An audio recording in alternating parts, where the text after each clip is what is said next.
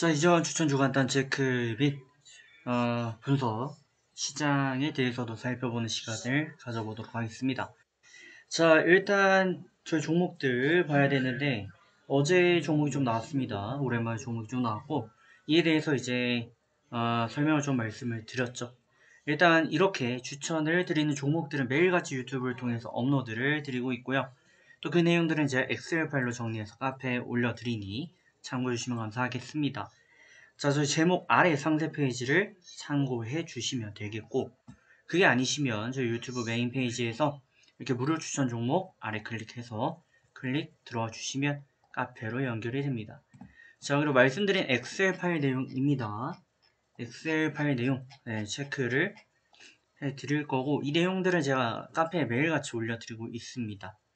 보시면 되고, 간략히 21년도 내용만 좀 보시면 1월부터 12월 달까지 21년도 총합 최고 누적 수익 기준 3336.13% 기록했고 1095승 87패에서 1182개 표본 92.63% 기록을 했습니다.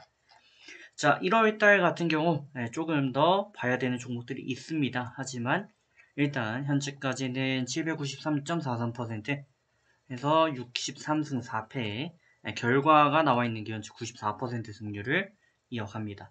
자, 그럼 어제 추천드린 종목들 체크를 해보죠. 자, 첫 번째 슈원스입니다. 슈원스 오늘 강하게 반등을 이어줬고요. 이에 따라서 51,300원까지 올라와 줬습니다.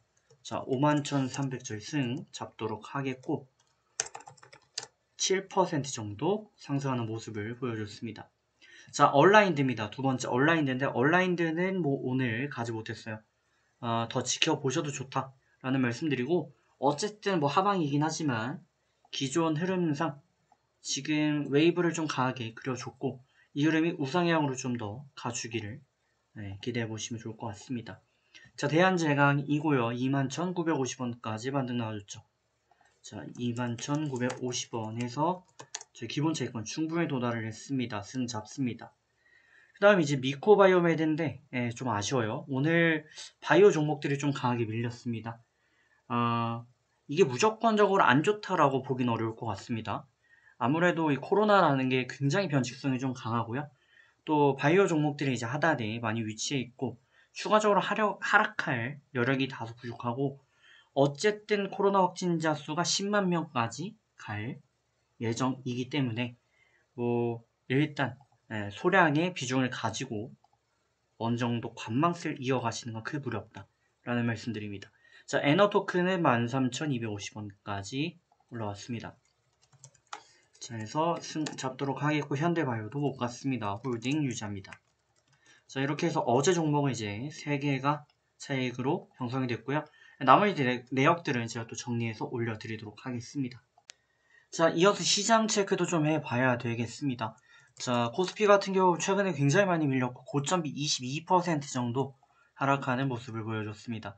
자, 라인을 대략 그어보면 22% 가까이 하락하는 모습을 보여줬죠.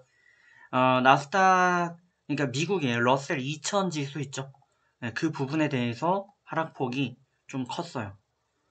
그 수준으로 밀렸다라는 부분은 좀 안타깝습니다.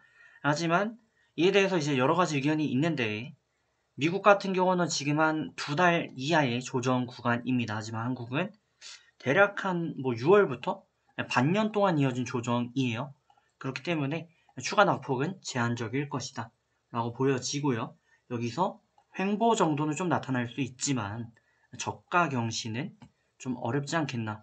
다만 이제 좀 더 확실한 흐름을 위해서 일본 기준 11선 돌파 마감이 좀 나와줘야 되고 안정적인 구간에선 22평 라인까지 돌파 마감해줘야 더 안정스러워지겠습니다. 자, 다만 이제 외부적으로 불규칙한 변수들은 있습니다. 굉장히 굵직한 변수 중 하나는 우크라이나 사태가 되겠죠. 러시아에서 일단 뭐 미국 주장입니다만 러시아에서 전쟁을 위해서 우크라이나에서 선제 공격한 듯한 영상을 입수했다라고 했어요. 그러니까 러시아의 자작극인 거죠. 그런 영상이 만약 유포가 되었고 이를 명분 삼아서 러시아 공격을 또 했다면 이것도 모르는 얘기가 되는 거죠. 이게 제가 기억하기로는 독일에서 히틀러가 썼던 전술인가? 그랬던 것 같아요. 뭐 그런 부분이 있습니다. 어쨌든 뭐 2600 하단까지 다시금 흔들기는 뭐 그 정도까지 강한 악재는 없다. 3월에 이제 금리 인상이 굉장히 매파적으로 간다면 그때는 6월까지 조정 장세가 이어지겠습니다만 그러지 않는다면 추가 하락은 없다라는 말씀드립니다. 자, 해외 증시도 뭐 나스닥을 봐야 되겠는데 어제 밀렸어요. 근데 이게 재밌는 게요. 과거 패턴을 보시면 바닥권 폭락 후 횡보세가 나타나면 보통 이제 하단 잡고 쌍바닥 잡고 턴을 한답니다. 이때도 마찬가지였고요. 조금 더 굵직했던 사건들을 보시면은 20년도 3월 달로 저희가 보면 코로나 때를 볼 수가 있죠. 네, 이때도 보시는 것처럼 쌍바닥 잡고 올렸습니다. 횡보세가 나타났죠. 이때는 뭐 하락형 쌍바닥이었기 때문에 의미가 없었고 그 전에 있었던 이제 폭락세 이때는 뭐 슈팅 바로 때렸지만 하락폭이 크지 않았고요.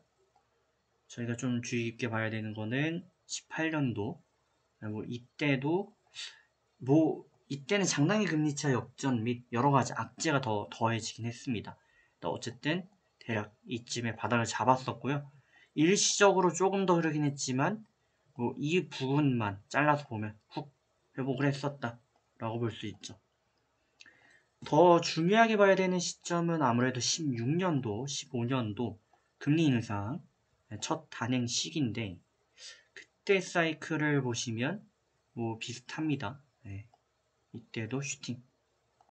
이때도 뭐 추가 하락이 좀 나오긴 했습니다만 어쨌든 횡보세를 이어가는 상황 속이었기 때문에 크게 문제는 없을 것이다 라고 보여집니다. 일단 오늘 특히 또 중요할 것 같은데 오늘 시장이 선물은 지금 우상향하고 있어요.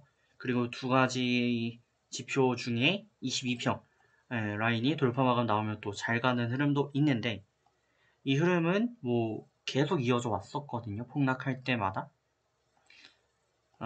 돌파 마감 나오고 슈팅하고 최근에도 22평 지금 터치를 시작하기 했기 때문에 슬슬 바닥을 다져간 타이밍이고 뭐 개인적으로는 저가 경신은 없다라고 생각이 됩니다.